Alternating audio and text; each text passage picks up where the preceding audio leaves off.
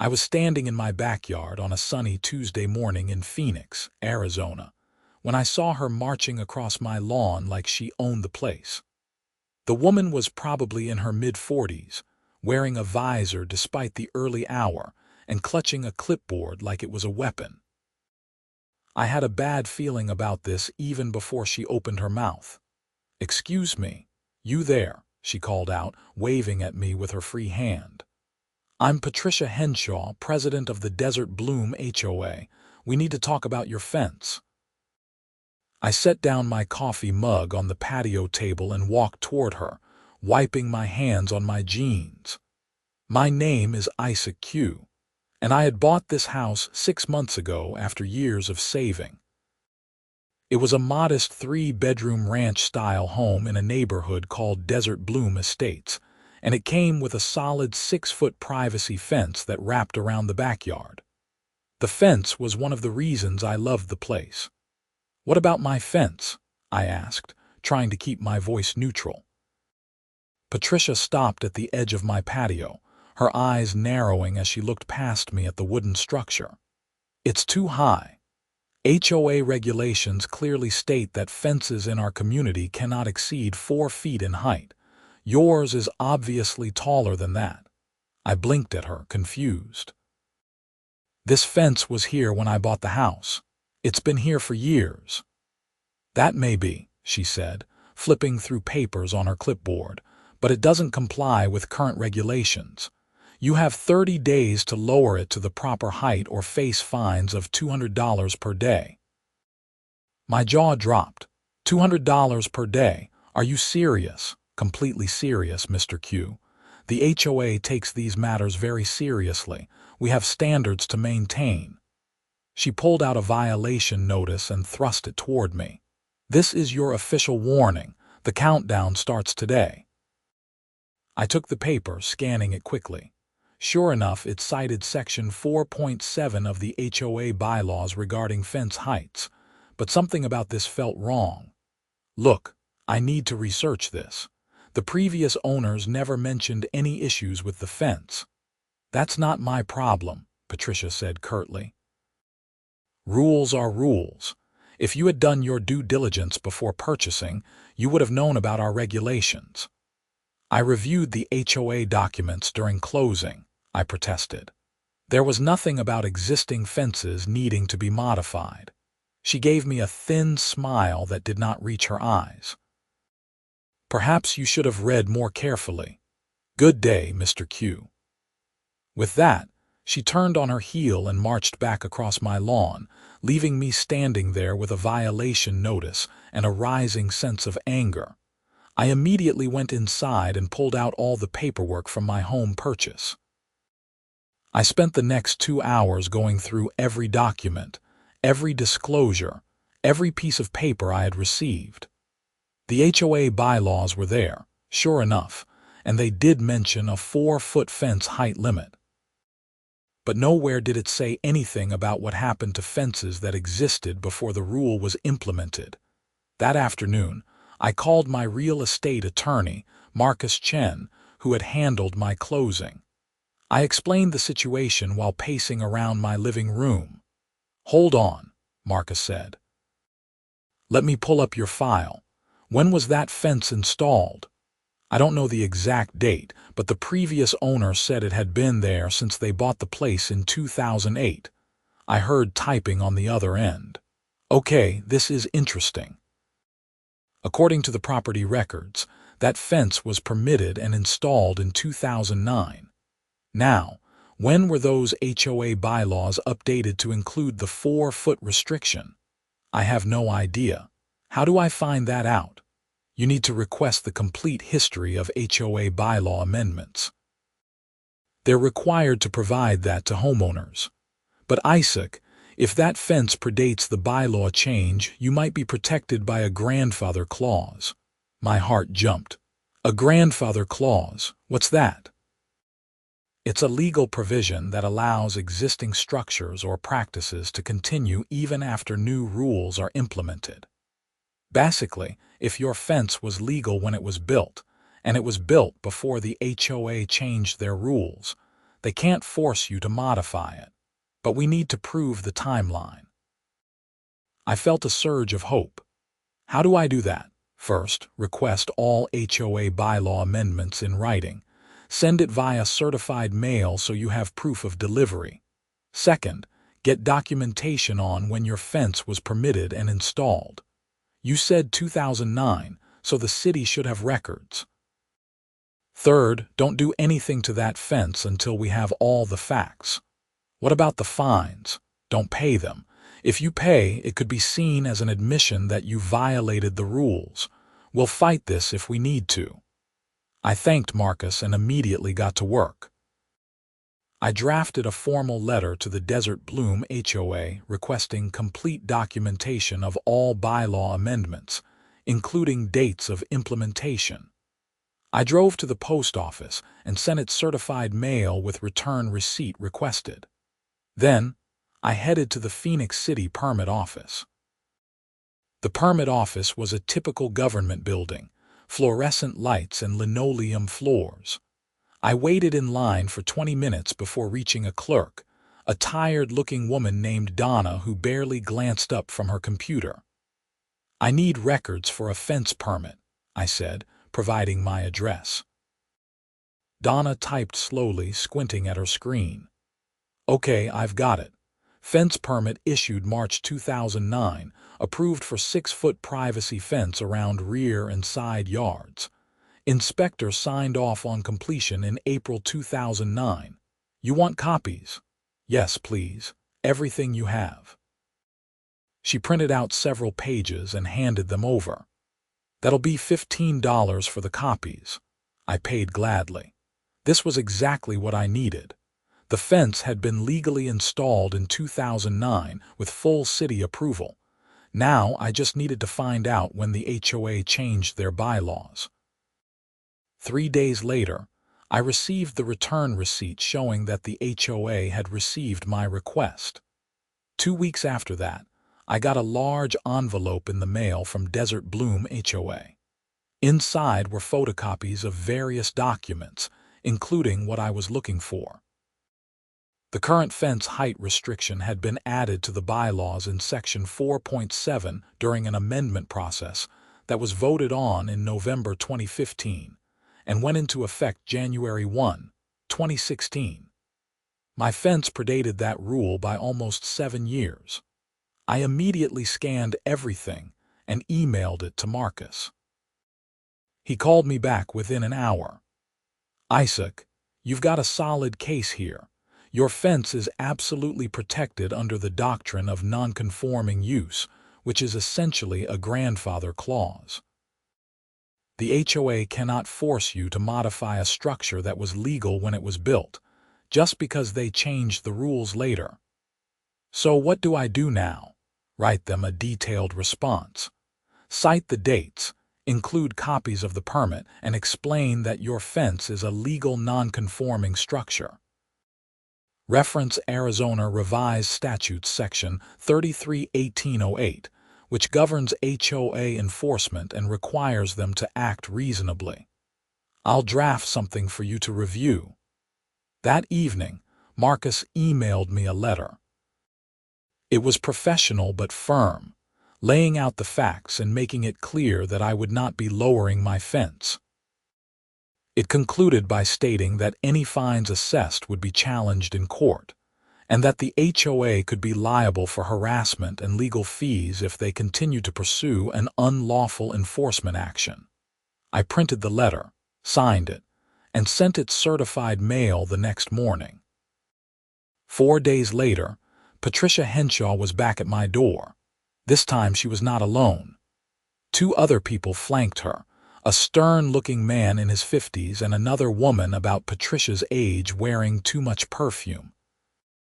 "Mr. Q," Patricia said when I opened the door, "this is Gerald Morrison, our vice president, and Susan Talbot, our secretary. We received your letter." "Good," I said, keeping my voice even. "Then you know my fence is protected." Gerald stepped forward. "We disagree with your interpretation. The bylaws clearly state that all fences must be 4 feet or lower. There are no exceptions." The law disagrees with you, I said. My fence was legally installed in 2009. Your bylaw wasn't enacted until 2016. I have a right to maintain my existing fence. Susan spoke up, her voice nasal and irritating. Mr. Q, we're trying to maintain property values in this community. Your fence creates an eyesore and sets a bad precedent. If we let you keep it, everyone will want tall fences. My fence is well-maintained cedar wood, I said, my patience wearing thin.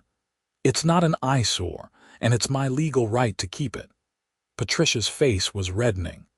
If you don't comply, we will fine you. Starting tomorrow, you'll be assessed $200 per day. That's $6,000 a month, Mr. Q. Can you afford that? I won't be paying any fines for a legal fence, I said flatly. If you try to collect, I'll see you in court, and according to my attorney, if I win, you'll be responsible for my legal fees plus damages for harassment. Gerald's eye twitched. Are you threatening us? I'm stating facts. Now, if you'll excuse me, I have work to do. I started to close the door. This isn't over, Patricia shouted as I shut it in their faces. Through the window, I watched them huddle on my front walkway, talking in heated whispers. Finally, they left, but I knew this was far from finished. Sure enough, the next week I received a notice in the mail informing me that I had been fined $600 for 3 days of non-compliance. The letter demanded payment within 10 days or additional penalties would be assessed. I forwarded it to Marcus immediately. Don't pay, he confirmed. I'm going to send them a cease and desist letter. If they continue, we'll file for a temporary restraining order and sue for harassment. Marcus sent the cease and desist letter, which was even more strongly worded than the first. It explicitly warned the HOA board that they were violating Arizona law and could face personal liability for continuing their unlawful actions. For about 2 weeks, things were quiet. I started to hope they had backed down. But then I came home from my job at a local engineering firm to find a notice taped to my front door. The HOA board had scheduled a hearing for my alleged violation, and I was required to attend. It was set for the following Thursday evening at the community center. I called Marcus immediately. Can they do this? Force me to attend a hearing? Technically, yes. HOA bylaws usually include provisions for violation hearings, but it's just a formality. They have no legal grounds to force you to modify your fence. I'll go with you. Thursday evening came, and Marcus met me in the parking lot of the Desert Bloom Community Center. It was a low, stucco building painted in desert tones, with a sign out front announcing various activities. Inside, we were directed to a small meeting room where Patricia, Gerald, Susan, and 2 other board members I had not met were seated behind a long table. Several other residents sat in folding chairs facing them. Patricia banged a gavel. This hearing will come to order. We're here to address the violation by Isaac Q. at 847 Sagaro Lane regarding an oversized fence. Mr. Q, please come forward. Marcus and I walked to the front. Marcus placed his briefcase on a nearby chair and pulled out a folder. Before we begin, Marcus said, I want to state for the record that I'm Marcus Chen, attorney for Mr. Q. This hearing is inappropriate because my client has committed no violation. His fence is a legal non-conforming structure protected under Arizona law. Patricia waved her hand dismissively.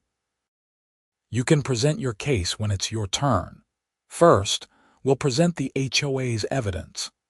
She nodded to Gerald, who stood up with his own folder. Gerald proceeded to show photos of my fence taken from various angles. He read from the bylaws about the 4-foot height restriction.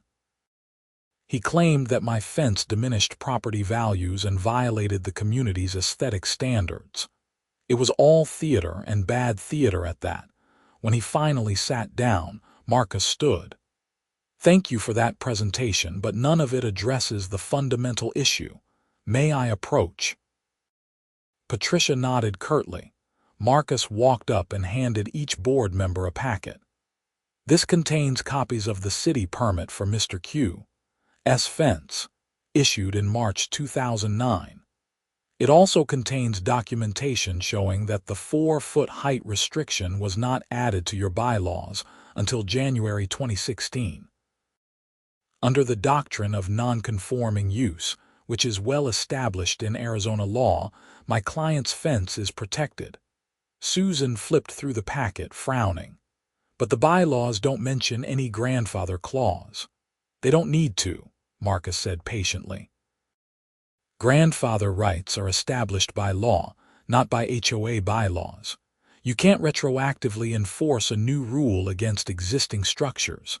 That's basic property law. One of the other board members, a man named Tom Carlson, cleared his throat. I actually looked into this after we received your letters, Mr. Chen. I think he's right. I don't think we can force him to change the fence. Patricia shot Tom a look that could have melted steel. We can and we will. This is about maintaining standards. No, Marcus said firmly. This is about you exceeding your authority. If you proceed with fines or any other enforcement action, we will file suit. And based on the facts, we will win. When we do, the HOA will be liable for legal fees, which I can assure you will be substantial, plus potential damages for harassment.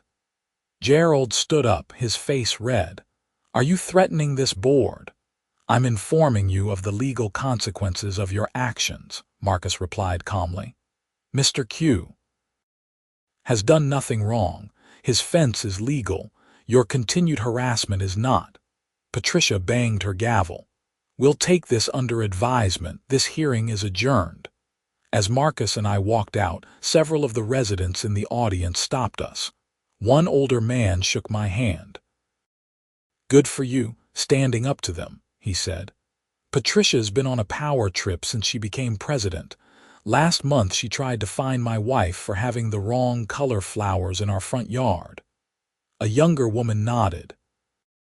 She sent me a violation notice because my daughter left her bike on our driveway overnight. It's gotten ridiculous. I thanked them and left with Marcus. In the parking lot, he turned to me. Be prepared. People like Patricia don't back down easily, especially when they're publicly challenged. She's going to escalate. What can she do? You proved I'm in the right. Being in the right doesn't always stop people from doing stupid things, Marcus said grimly. Just stay alert. He was right to warn me. 2 days later, I discovered that someone had spray-painted "code violator" across my fence in bright red letters. I was furious. I called the Phoenix Police non-emergency line and filed a report. An officer came out, took photos, and gave me a case number, but he was honest about the likelihood of finding who did it. Probably teenagers, he said, though I suspected otherwise. I spent my Saturday repainting that section of fence. While I was working, my neighbor to the left, an elderly woman named Dorothy, came over with lemonade. I saw what happened, she said, handing me a glass. I'm sorry, dear. I know who did it too. I paused mid-brushstroke. You do? Patricia Henshaw's son, Kyle. He's 23 and still lives with her. I saw him out here late Friday night with a spray can. I told the police, but they said they need more proof. My blood boiled.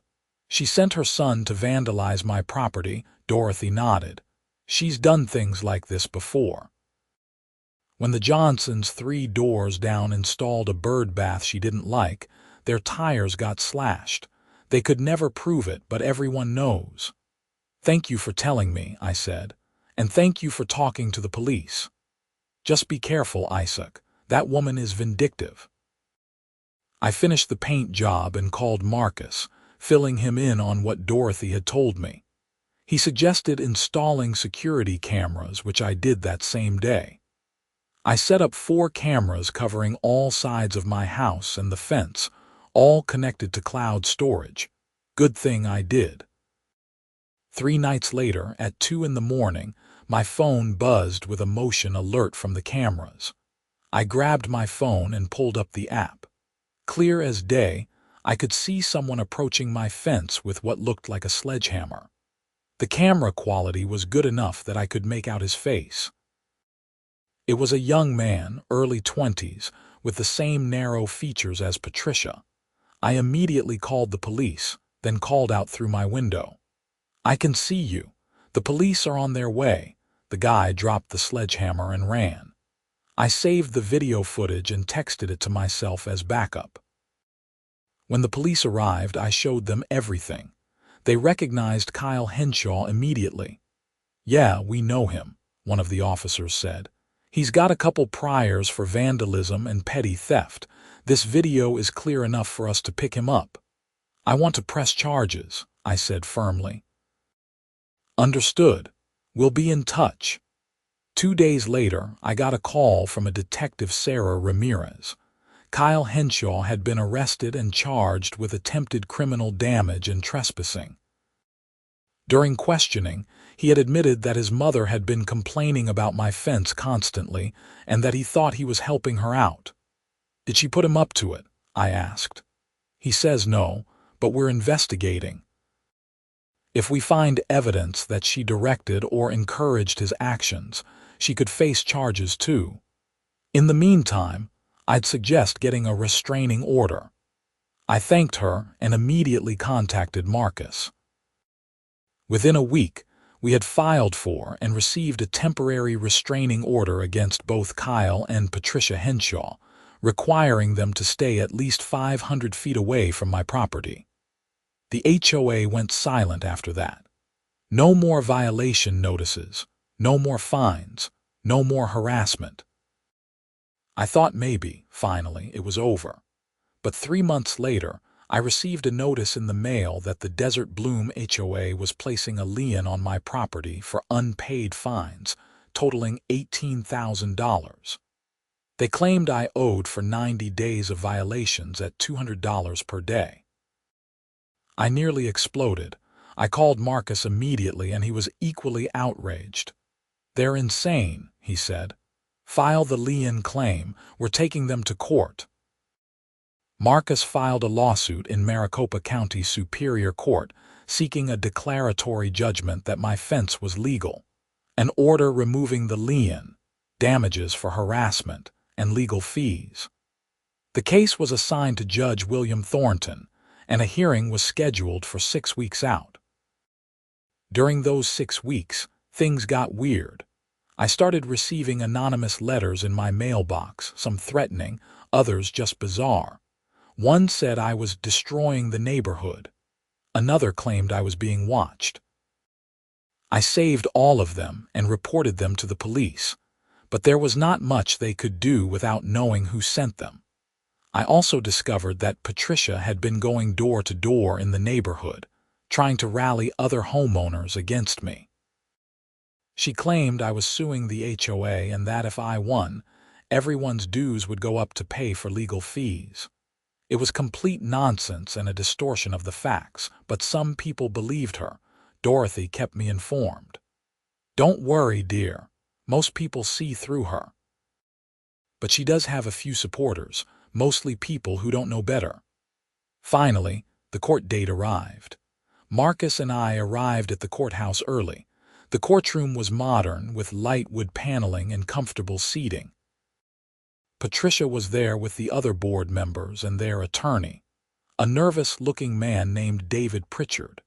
Judge Thornton was a no-nonsense man in his 60s with gray hair and sharp eyes. He called the case to order and asked both sides to present their arguments. Marcus went first, methodically laying out the facts. He presented the fence permit from 2009, the HOA bylaw amendment from 2016, and case law supporting the doctrine of nonconforming use. He also detailed the harassment I had endured, including the vandalism by Patricia's son and the baseless lien. When Pritchard stood to present the HOA's case, he seemed uncertain. He argued that the bylaws required compliance from all homeowners, and that exceptions would undermine the HOA's authority. But when Judge Thornton pressed him on the legal basis for retroactive enforcement, he had no good answer. "Mr. Pritchard," the judge said, "are you arguing that HOA bylaws supersede state law?" "No, Your Honor, but because that's what it sounds like. The doctrine of non-conforming use is well established. If Mr. Q's fence was legal when installed and your association later changed the rules, you cannot force him to modify an existing structure. Is there any case law supporting your position?" Pritchard shuffled his papers. "Not directly, Your Honor, but we believe that HOA bylaws should be given deference. Deference doesn't mean they override established legal principles," Judge Thornton interrupted. "What about the lien? On what basis did your association place an $18,000 lien for alleged violations when Mr. Q's attorney had already informed you that the fence was protected?" "We believed we were within our rights." "Based on what?" Mr. Chen provided clear documentation. "This appears to be either gross negligence or willful harassment." Pritchard had no response. The judge then asked Patricia to take the stand. She was sworn in, and Marcus began cross-examination. "Miss Henshaw, when did you first become aware of Mr. Q's fence?" "When he moved in last year," Patricia said stiffly. "And when did you decide it violated HOA bylaws?" "Immediately. It was obviously too tall." "But you received documentation showing it was installed in 2009 before the height restriction existed, correct?" "Yes, but rules are rules." Marcus pulled out a document. "Miss Henshaw, is it true that several other homes in Desert Bloom Estates have 6-foot fences that were also installed before 2016? Patricia hesitated. "I'd have to check. Let me help you. I've identified 5 other properties with 6-foot fences predating your bylaw change. Have you sent violation notices to any of those homeowners?" "No. But, so you specifically targeted Mr. Q, despite his fence being identical in height and age to others in the community. Those other fences aren't as visible, but they violate the same bylaw you're citing, don't they? If the rule is the rule, as you said, why haven't you enforced it against them?" Patricia's face was bright red. "I don't have to explain my decisions to you." Judge Thornton leaned forward. "Actually, Miss Henshaw, you do. This is a courtroom and you're under oath. Answer the question." She glared at Marcus. "Fine. Those homeowners haven't been difficult. Mr. Q has been nothing but trouble since he moved in." "Trouble," Marcus repeated. "How so?" "He's argumentative. He won't follow rules. He hired a lawyer to threaten us. He hired a lawyer after you threatened to fine him $6,000 a month for having a legal fence." "Correct." Patricia's mouth opened and closed. Judge Thornton made a note. Marcus continued. "Miss Henshaw, your son Kyle was arrested for attempting to vandalize Mr. Q's fence. Were you aware of his plans?" "No, that was his own stupid decision." "But you had been complaining to him about the fence. He said as much to police." "I may have mentioned it, but I never told him to do anything." "Did you, or anyone else on the HOA board, spray paint code violator on Mr. Q's fence in red paint?" "Of course not." Marcus showed her a photo. "This happened days after the hearing where Mr. Q challenged your enforcement action. Quite a coincidence." "I don't know who did that." Judge Thornton interrupted. "That's enough. I've heard sufficient evidence." He looked at both lawyers. "Here's my ruling. Mr. Q's fence is a legal non-conforming structure protected under Arizona law. The HOA has no authority to demand its modification or to assess fines for its existence. The lien placed on Mr. Q's property is hereby ordered removed immediately. Furthermore, I'm awarding Mr. his full legal fees and $10,000 in damages for harassment and emotional distress. Patricia shot to her feet. "That's outrageous. You can't sit down, Miss Henshaw." The judge barked. "You're in my courtroom. One more outburst and I'll hold you in contempt." She sat, trembling with rage. The judge continued. "Additionally, I'm ordering the Desert Bloom HOA to revise its bylaws to include a clear grandfather clause for existing structures. You will have 90 days to complete this revision and notify all homeowners. Any future attempt to enforce the fence height restriction against pre-existing fences will result in further sanctions. Do I make myself clear?" Pritchard nodded quickly. "Yes, Your Honor." "Good. This court is adjourned." As we left the courtroom, I felt a massive weight lift off my shoulders. Marcus grinned and clapped me on the back. "That was about as clear a victory as you can get." "Thank you," I said sincerely. "I couldn't have done this without you. You paid for good legal work and you got it. Now, let's make sure they actually remove that lien and pay up." Over the next few weeks, the HOA complied with the court order. The lien was removed from my property records. I received a check for my legal fees and the $10,000 in damages. The HOA also sent out a notice to all residents explaining the new grandfather clause provision that was being added to the bylaws, but the story did not end there. About a month after the court ruling, I received a call from Detective Ramirez again. "Mr. Q, I wanted to update you. We executed a search warrant on Kyle Henshaw's residence and found evidence linking him to the spray painting incident on your fence. His mother, Patricia, was aware of his actions and failed to report them. We're charging her as an accessory after the fact." "Seriously?" I was stunned. "Yes." We also discovered text messages between Patricia and 2 other HOA board members discussing ways to force you out of the neighborhood.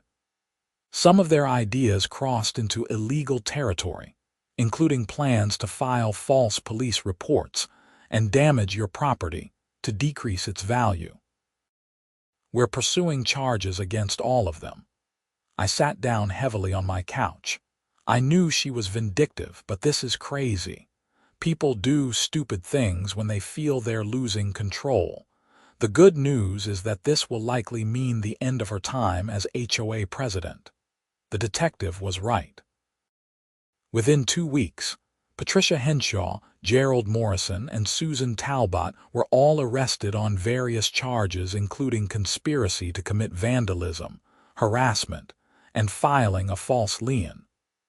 The local news picked up the story, and it became a minor sensation in Phoenix. "HOA president arrested in fence dispute" was the headline in the Arizona Republic. An emergency HOA meeting was called, and the 3 board members were immediately removed from their positions.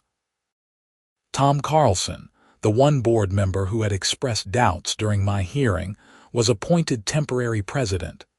He reached out to me personally to apologize on behalf of the association. "Mr. Q, I'm so sorry for what you went through.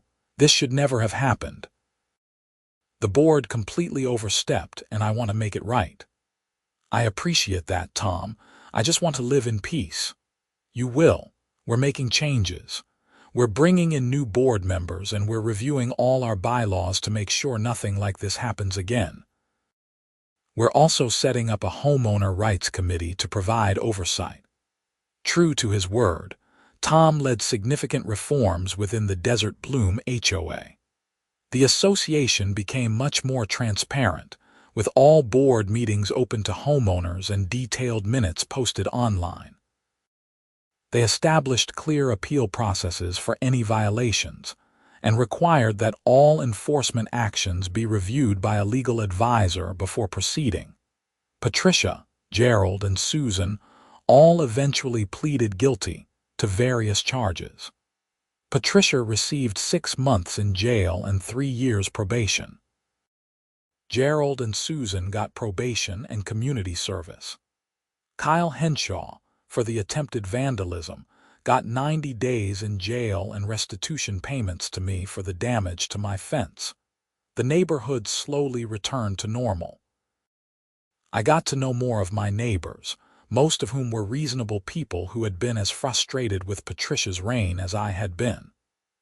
Dorothy became a good friend, and we'd often share lemonade on summer evenings. My fence remained standing, a solid 6 feet of cedar wood, exactly as it had been since 2009. Every time I looked at it, I felt a sense of pride, not just in the structure itself, but in standing up for what was right. About 6 months after the court case, I was in my backyard grilling burgers when my doorbell rang. I walked around the side of the house and found Tom Carlson at my front door with a woman I did not recognize. She was perhaps 30 years old, professional-looking, with kind eyes. "Isaac," Tom said, "I hope we're not interrupting. This is Jennifer Flores. She just bought the house 3 doors down, the one the Johnsons used to own." I shook her hand. "Nice to meet you. Welcome to the neighborhood." "Thank you," Jennifer said. "Tom was telling me about what happened with Patricia and your fence. I wanted to introduce myself because my house also has a 6-foot fence installed in 2010. I wanted to make sure that wouldn't be an issue." I smiled. "Not anymore. The HOA has a grandfather clause now, specifically because of my case. Your fence is protected." She looked relieved. "That's wonderful, and thank you for fighting that battle. It sounds like it was difficult." "It was, but it was worth it. Nobody should be harassed for following the law." Tom nodded. "Isaac set a precedent that's going to help a lot of people. We've actually had 3 other homeowners come forward with issues that Patricia had been quietly threatening them about. We've resolved all of them fairly." After they left, I went back to my grilling with a smile on my face. The whole ordeal had been exhausting and expensive, despite eventually recovering my legal fees. But it had been about more than just my fence. It had been about standing up to abuse of power and protecting my rights as a homeowner. That summer, the neighborhood held a community barbecue at the park in Desert Bloom Estates. It was the first one in years, according to Dorothy. Nearly 50 families showed up. Kids played on the playground while adults mingled and shared food. Tom gave a short speech thanking everyone for their patience during the transition period, and promising that the HOA would focus on enhancing the community rather than policing it. I was manning the grill, flipping hot dogs, when a man about my age approached. He introduced himself as Robert Santiago. "I live over on Palo Verde Drive," he said. "I just wanted to thank you personally. Patricia had been sending me nasty letters about my basketball hoop, said it was an eyesore. After what happened with you, the new board looked at my situation and determined I was completely in compliance.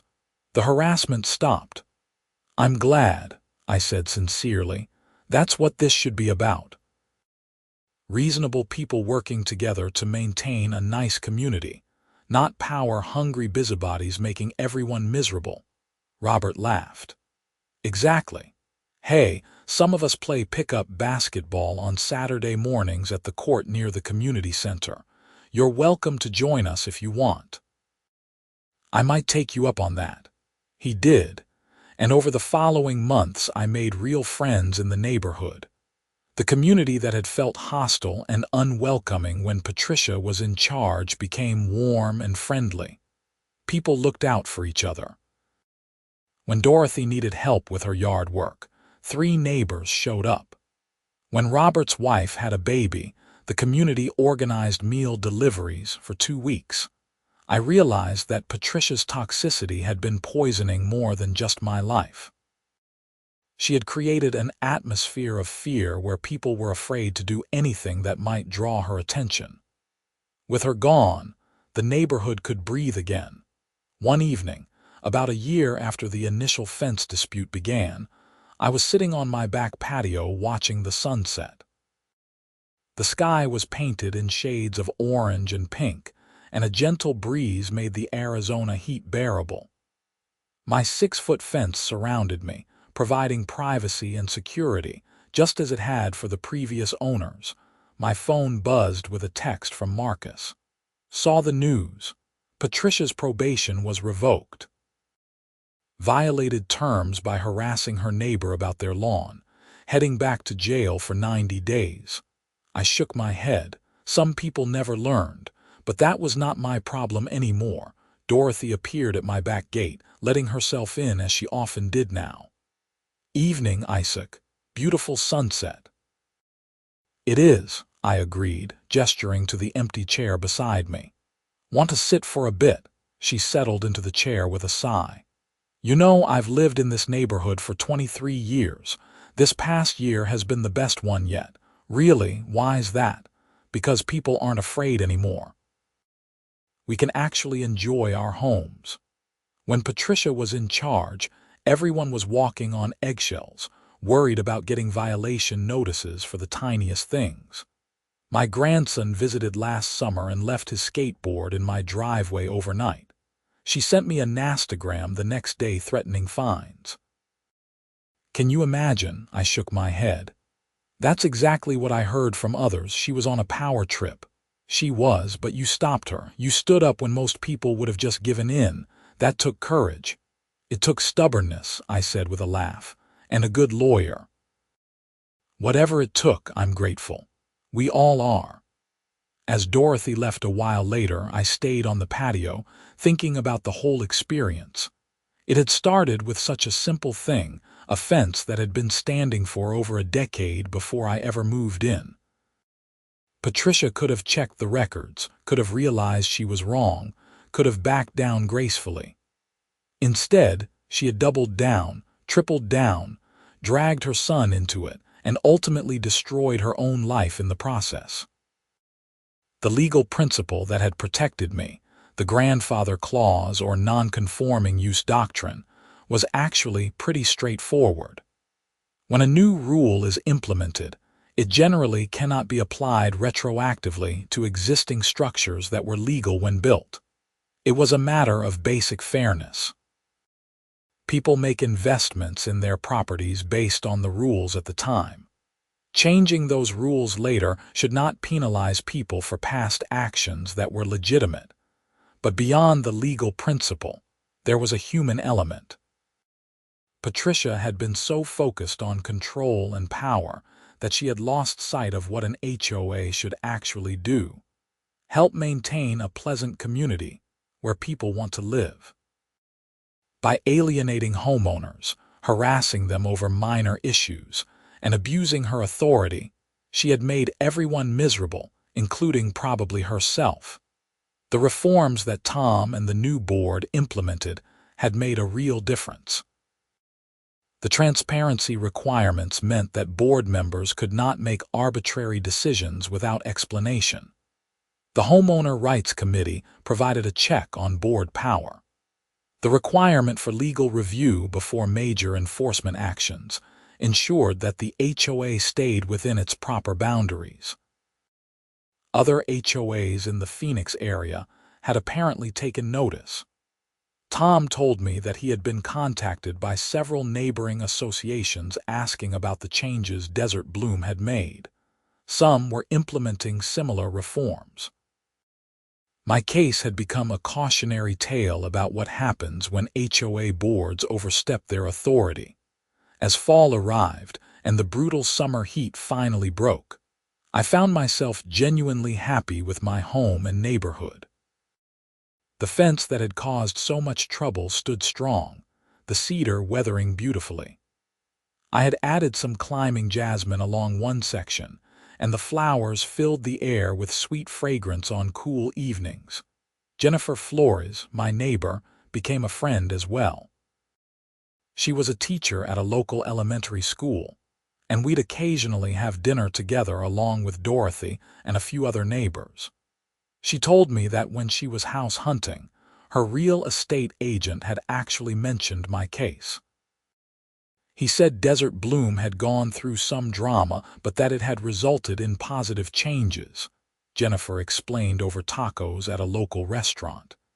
He said the HOA was now one of the better ones in the area. I guess he was right. I'm glad something good came out of it, I said. Though I would have preferred to avoid the whole mess. Of course, but you handled it the right way. You stood your ground, used the legal system properly, and didn't back down from bullies. As winter approached, bringing cooler temperatures to Phoenix, I reflected on how much my life had changed in just over a year. I had moved to Desert Bloom Estates looking for a fresh start, a place to build a life. Instead, I had walked into a conflict that could have broken me financially and emotionally. But I had fought back, and I had won. Not just for myself, but for everyone in the community who had been suffering under Patricia's tyrannical rule. The fence was still standing at 6 feet tall, just as it had been installed in 2009, now clearly protected by both legal precedent and revised HOA bylaws. In January, Tom Carlson's temporary presidency ended, and the HOA held elections for a new permanent board. Tom ran for a regular board position and won easily. 3 new members joined him, all reasonable people committed to the reformed approach. The days of petty enforcement and power trips were over. I sometimes wondered what Patricia thought about it all, sitting in her house a few streets over after serving her jail time. Did she regret her actions? Did she understand how badly she had handled the situation? Or did she still think she was right and that the world had been unfair to her? I would probably never know, and honestly, it did not matter. What mattered was that I had my home, my fence, my peace of mind, and a community that had finally become what it should have been all along. One Saturday morning in February, I was working in my front yard, planting some new desert marigolds when a car pulled up. A young couple got out and stood on the sidewalk, looking at the house next door with a for sale sign in the yard. The woman noticed me and waved. "Hi. Is this a good neighborhood?" I stood up, brushing dirt off my hands.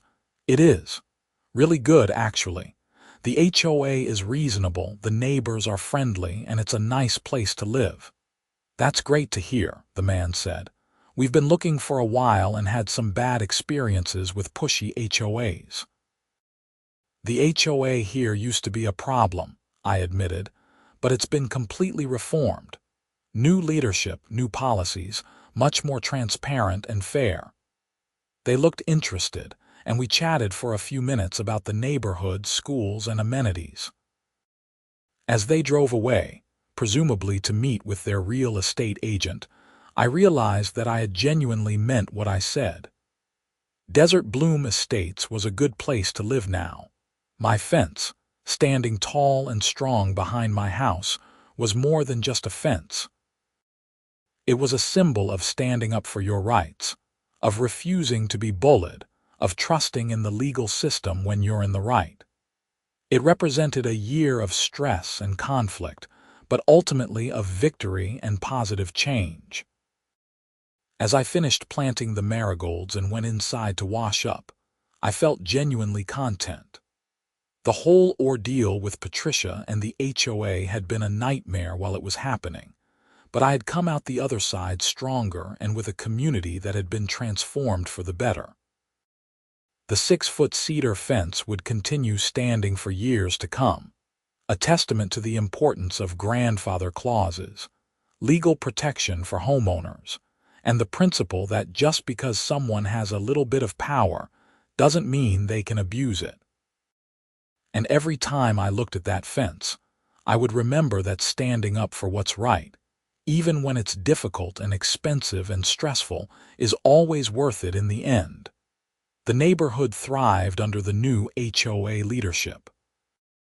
Property values actually increased, not because of strict enforcement of petty rules, but because people took pride in their homes and community when they weren't being harassed.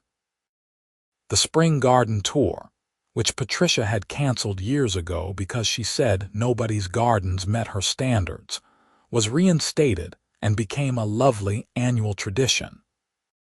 I continued to live peacefully at 847 Seguero Lane, secure in my rights, protected by law, and surrounded by a community that had learned the hard way that power must be tempered with reason and fairness. The fence stood at exactly 6 feet tall, exactly as it should be, exactly as it would remain. And that was exactly how it should be, because sometimes the old ways are protected for good reason, and grandfather clauses exist to ensure that progress doesn't mean punishing people for the past.